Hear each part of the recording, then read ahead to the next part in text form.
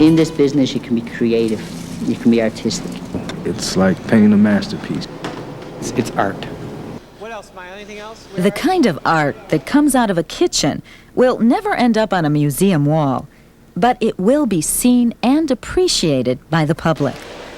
Hotel dining rooms, five-star restaurants, school cafeterias, diners, private clubs, fast food restaurants. These are just some of the places with jobs, strong, entry-level jobs for creative, hardworking, and motivated people. If you think a kitchen looks like a great place to start building your career, consider becoming a cook. Meet Bobby Herbert. Bobby works as a cook at the Chicago Athletic Association, a private club located in downtown Chicago. The club has high standards. It's well established. It's over 100 years old. Members expect a lot for their money. Good service, high quality. Most of the food served in the club's 3 restaurants and numerous banquet rooms is prepared in the main kitchen. Like most large kitchens, it's divided into different areas called stations. Each station handles a different type of food or a different stage of the food production process.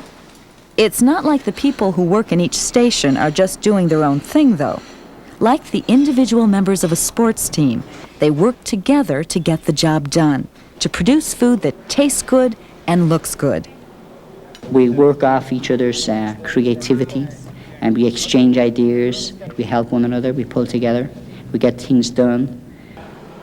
Entry-level cooks like Bobby usually move around the kitchen, spending a few weeks or months working in and learning about each station. I came to the club about 8 months ago. I've worked in different stations of the kitchen: pantry, pastries, soups and sauces. I worked on the grill in the sauté station. The chef could see that I needed to be exposed to different areas to fit into a proper place. On-the-job training is essential for advancement in the food service industry. Many chefs recognize this and try to give the people who work for them plenty of opportunities to learn new things. The chef operates the kitchen like it's a school. Everything is an educational situation. Patrick Hannon is the club's executive chef. Like many people who have reached the top spot in a kitchen, Patrick doesn't have as much time to cook as he'd like. He's too busy running the kitchen, planning menus, meeting with the club's catering and marketing staff, supervising employees. He's responsible for every meal served in the club.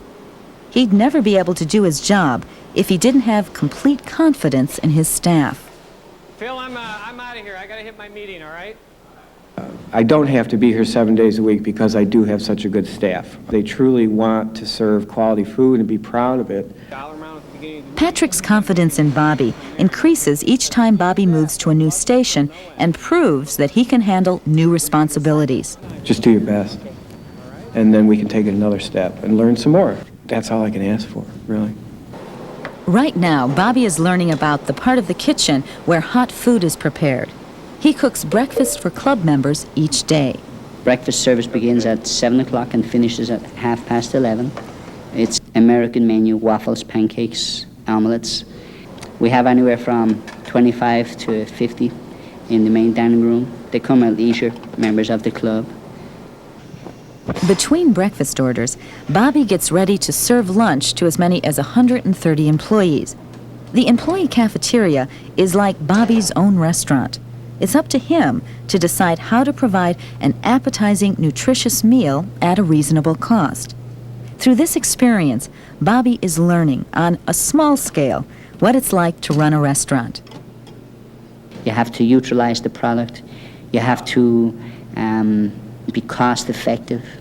You have to understand what your customers want. You have to provide new trends, new ingredients, and put it together where it's going to be selling. Working here, I've picked up the feeling for quality in a higher standard. In private clubs and in some restaurants, customers may expect a personal touch. That's one of the reasons Bobby trades his place in the kitchen for a place behind the buffet table during lunch each day. I like having something switched around every so many days. You want to listen to your customers. Maybe they have certain requests. Maybe they want a salad done a certain way. possibly a Niçoise salad. I find out exactly what day they're going to be there again. I mention it to the chef, then we purchase the stuff they want. Everything Bobby is doing at the club is preparing him for his future. A future that he hopes will include owning a bed and breakfast in a resort area.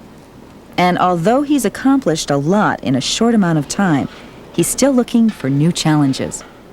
What I want to do now is specialize. I want to maybe take command of a station. When Bobby takes on the additional responsibilities that come with running a station in the kitchen, he'll be following in Leroy Gray's footsteps. Leroy was an entry-level cook. Now, he's in charge of one of the most important stations in the kitchen, the sauté. His career is proof that hard work, commitment, and on-the-job experience can really pay off in the food service industry. I started out in auto mechanics, and it didn't appeal to me. I couldn't stand being greasy and grimy. And then a friend of mine got me a job in the kitchen. So it wasn't this type of cooking, but it was something that interested me, and I found out, yeah, I like this. People got to saying, well, you're a pretty good cook. This is good. We like this. And my interest grew. And then I went to other kitchens, and I started learning more. Like Bobby, Leroy learned on the job a little at a time. He's come a long way by taking a lot of small steps. You can go to school and get a great education in cooking, but there's also the part you can pick up with hands-on training. You're just applying yourself to what you want to do. But I can't mess it up because it's going out in the dining room. And that's a lot different than being in school where you're dealing with a customer who's going to complain if it's not good. And the chef's going to get you if it's not. So you get that one-on-one, hands-on training, and you learn a lot more because it's much more personal and intense than being in school. Leroy's commitment and willingness to learn convinced Patrick that he could handle one of the most demanding and prestigious jobs in the kitchen. It's really what we call an elite station in the kitchen. In a smaller restaurant, the sauté cook would be the boss, or someone who would be responsible to run the shift. It's a big responsibility because of the techniques used. You need to know what you're doing. You can't fake it. You got to be able to be in more than one place at one time. So you got to keep moving. It's about being flexible because you have to have pasta in one pot and vegetables in one pot and a sauce on the stove, and you're cutting something over here. You got to concentrate on everything, not just one thing. Progressing in a career as a cook brings real rewards.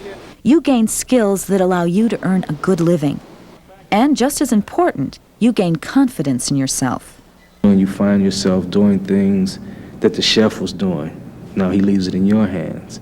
And that's a great feeling because if he's the only one who did this before, and he's putting his trust in you to do it, you're excelling. You're climbing up the ladder. The possibilities for advancement in the food service industry are almost endless. You really can start at the bottom and work your way up to the top. By being a good cook, there's no telling where you can wind up. 30 years ago, cooks were just in the kitchen, but now you see they're in the limelight. And if you can apply yourself and make that extra effort toward being a good cook, you can be a great chef. A few of my recipes made it big. Maybe you'll be able to come to my restaurant soon.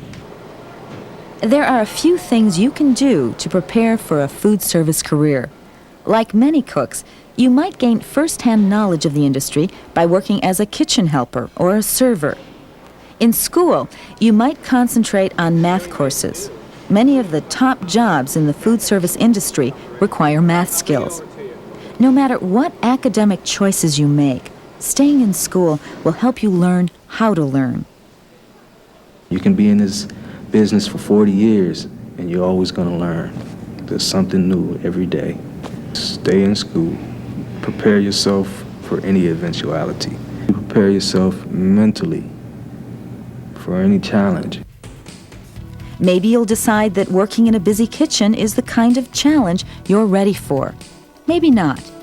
The other programs in the Enter Here series feature other places, other opportunities. Be creative. Find out what's out there. Find the best place for you to start building a career.